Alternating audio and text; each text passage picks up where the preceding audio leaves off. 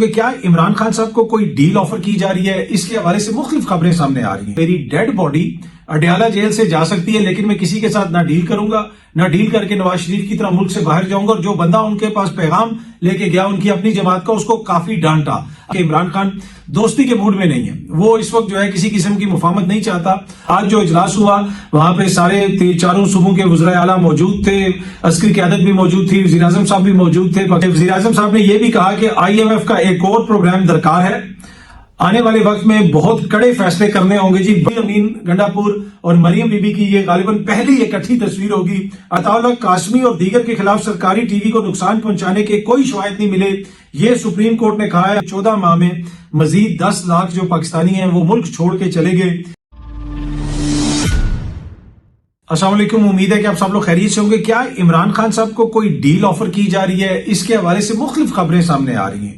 حامد میر صاحب نے ایک پروگرام کے اندر کہا کہ عمران خان نے کہا ہے کہ میری ڈیڈ باڈی اڈیالہ جیل سے جا سکتی ہے، لیکن میں کسی کے ساتھ نہ ڈیل کروں گا، نہ ڈیل کر کے نواز شریف کی طرح ملک سے باہر جاؤں گا۔ اور جو بندہ ان کے پاس پیغام لے کے گیا ان کی اپنی جماعت کا، اس کو کافی ڈانٹا۔ اچھا، اب اس طرح کی خبریں ہمارے پاس بھی ہیں، ہمیں بھی جماعت کے ذرائع یہ بتا رہے ہیں کہ کچھ لوگوں نے اندر جب بات کی خان صاحب کے ساتھ کہ اب ہمارے پاس KPK کی حکومت بھی آ گئی ہے، چیزوں کو اس طرح دیکھا جائے، ویسے دیکھا جائے، ویسے دیکھا جائے، تو خان صاحب نے کافی آگے سختی سے رسپونڈ کیا۔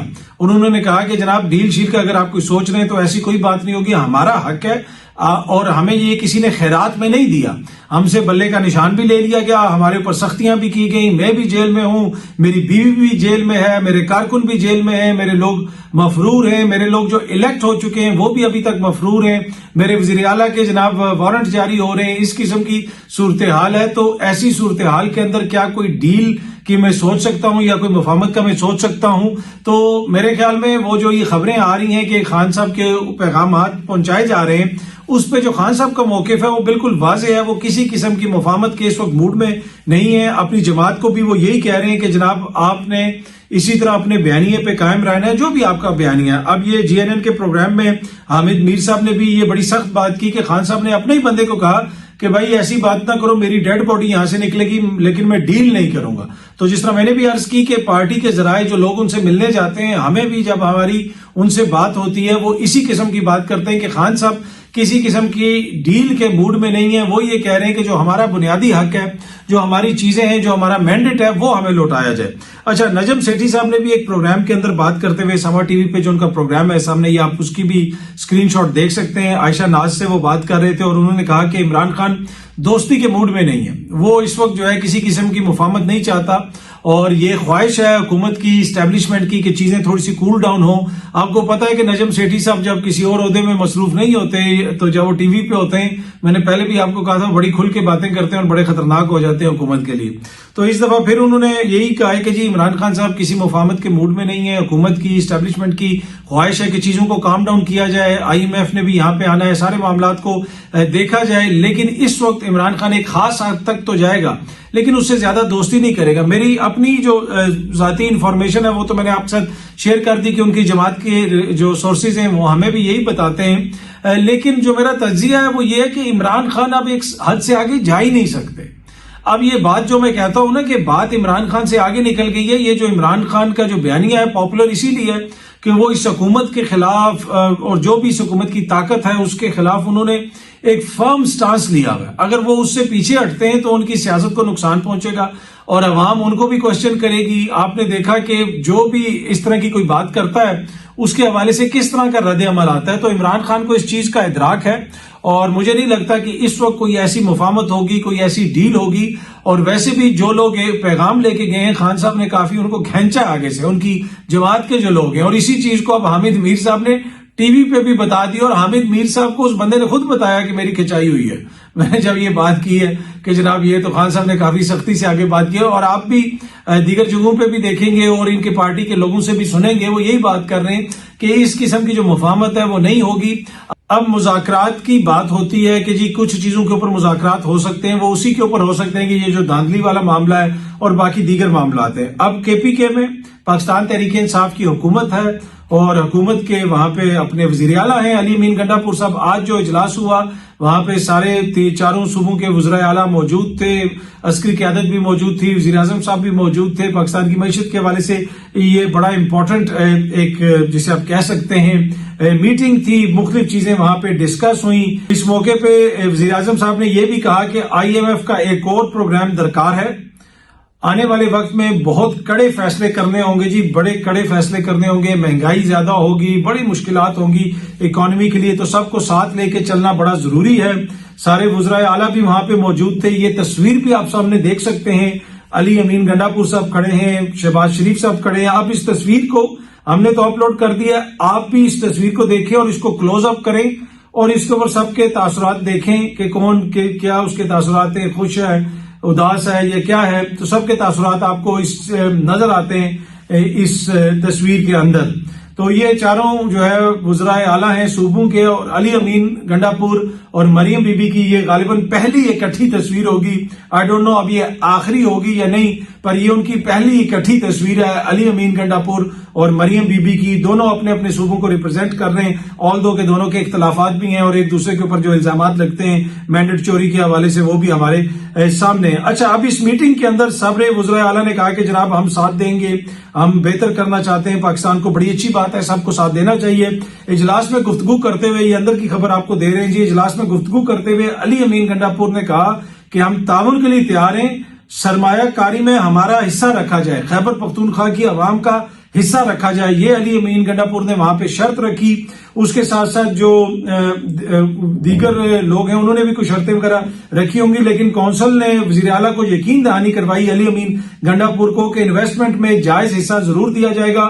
مریم نواز شریف نے کہا کہ ہم ہر طرح سے تعاون کے لیے تیار ہیں, فوکل پرسن تعینات کر دیے جائیں تاکہ آپس میں رابطہ رہے. مراد علی شاہ نے کہا کہ صوبوں کی صلاحیت میں اضافے کے لیے اقدامات کیے جائیں, ہم کونسل کے ساتھ ہیں, مل کر چلنے کو تیار ہیں. سرفراز بگٹی نے بھی کہا کہ ہم پہلے ہی سسٹم کے ساتھ ہم آہنگ اور مکمل تعاون کے لیے تیار ہیں. جی, یہ تو سسٹم کے بالکل ہم آہنگ ہیں, بالکل سسٹم کے ساتھ ہیں سرفراز بگٹی صاحب, مطلب جو انہوں نے بات کی کہ ہماری حکومت کی. پر اینی وے یہ وہاں پہ بات چیت ہوئی ہے, یہ ساری چیزیں ایکسپریس نیوز بھی اس کو رپورٹ کر رہا ہے. اچھا جی, پرویز الہی صاحب جو ہے وہ زخمی ہو گئے تھے. میں نے آپ کو خبر دی تھی کہ یہ بہت بڑی خبر ہے کہ حکومت کی کسٹڈی میں اتنا بڑا لیڈر وہ زخمی ہو گیا جیل کے اندر. کیا وہ جیل کے اندر محفوظ نہیں تھا؟ اب اس حوالے سے کچھ تفصیلات آئی ہیں جو میڈیا رپورٹ کر رہا ہے. جو میڈیا کو بتایا گیا ہے کہ جی پرویز الہی کی 4 پسلیاں ٹوٹ گئی ہیں, میڈیکل رپورٹ سامنے آ گئی. یہ حکومت کی میڈیکل رپورٹ ہے جس میں کہا گیا ہے کہ وہ واش روم میں گرے تھے اور ان کی 4 پسلیاں غالباً ٹوٹی ہیں, کوئی فریکچر وغیرہ ہوا ہے. لیکن جو خاندانی ذرائع ہیں جن سے ہماری بات ہوئی ہے وہ اس سے مطمئن نہیں ہے.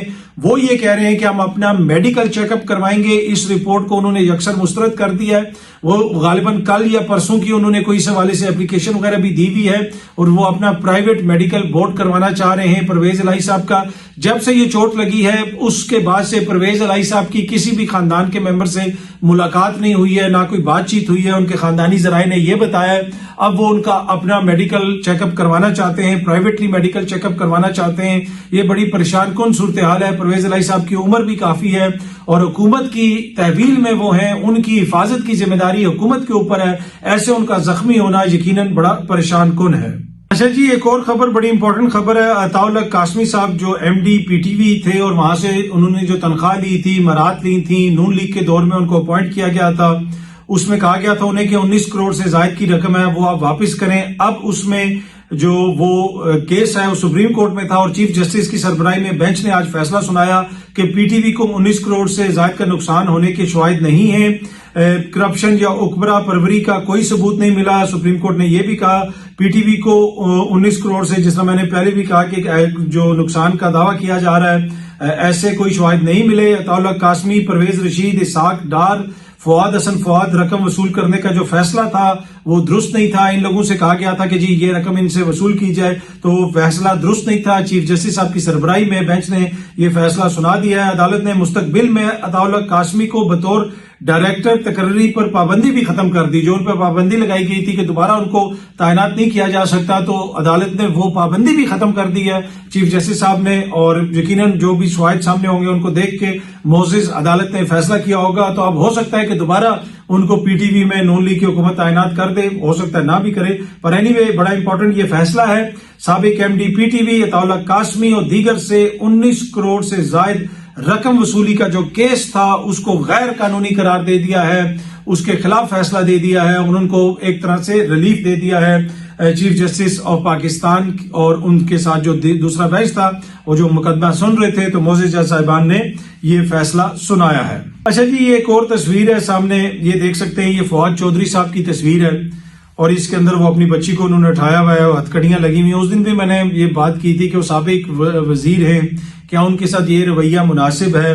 तो इसके ऊपर काफी लोग तनकीद कर रहे हैं कि फवाद चौधरी साहब के साथ ऐसा सलूक क्यों किया जा रहा है, क्या सियासी जो प्रिजनर्स हैं उनके साथ ऐसा सलूक होना चाहिए?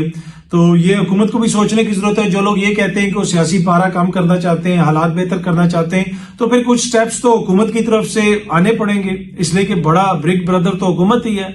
अब बहुत सारे इख्तियारात तो हुकूमत के हाथ में, वो कोई रिलीफ देंगे, कोई वर्कर्स को, कोई दीगर लोगों को, तो फिर कोई हालात बेहतरी की तरफ जाएंगे। अगर इस तरह के हालात रहेंगे कि फवाद चौधरी को आप हर दफा कड़ी लगा के पेश करते हैं और अपने बच्चों से जिस तरीके से वो मिल रहे होते हैं, वो मेरे ख्याल में कोई मुनासिब नहीं है। इसके ऊपर जो भी हुकूमती शख्सियात हैं जिसके अंडर ये आती हैं चीजें, उनको इसके ऊपर देखने की जरूरत है अगर वो चाहते हैं कि सियासी पारा थोड़ा सा नीचे आए, हालात बेहतर हो। अच्छा, अब मुल्क की जो मईशत के हालात हैं वो हमारे भी सामने हैं। अब खबर ये आ रही है कि 14 माह में मजीद 10 लाख जो पाकिस्तानी हैं वो मुल्क छोड़ के चले गए। एबीएन इसको रिपोर्ट कर रहा है। माजी में दीगर न्यूज इदारे भी मुख्तलिफ जो आते रहते हैं दादो शुमार, उनको रिपोर्ट करते रहते हैं। बड़ी तादाद में लोग जा रहे हैं, ब्रेन ड्रेन भी हो रहा है। आपको याद होगा कि निगरान वजीर आजम थे जो वो जो कह रहे थे कि लोग अगर मुल्क छोड़ के जा रहे तो क्या हुआ, जाएं। आपको याद होगा उन्होंने कहा था कि जाते हैं तो जाएं, वो याद है ना। उन्होंने फिर एक मिसाल दी थी कि 60 की दिहाई में वो वहां से इंडियंस गए थे और फिर वो वापस आए थे तो वो रिवर्स ब्रेन ड्रेन हो गया था। वो एक अजीब सी उन्होंने मंतक दी थी कि अभी 2000 में जाएंगे तो क्या वो 40 साल बाद वापस आएंगे, 40 साल बाद आके यहाँ पे कंट्रीब्यूट करेंगे। तो वो एक इंतहाई मेरे ख्याल में सतही किस्म की उन्होंने मिसाल दी थी, पर उन्होंने दी थी और वो मुल्क के वजीर आजम हैं, वो सामने बैठ के जो है वो लोग उनकी बात सुन भी रहे थे और उन्होंने उसको कहा था कि मैं आज आपको किसी और सफर पे लेके जाना चाहता हूँ। और लेक्चर वो इतने देते होते थे, आपको याद होगा, यूनिवर्सिटियों में चले जाते थे, इधर चले जाते थे।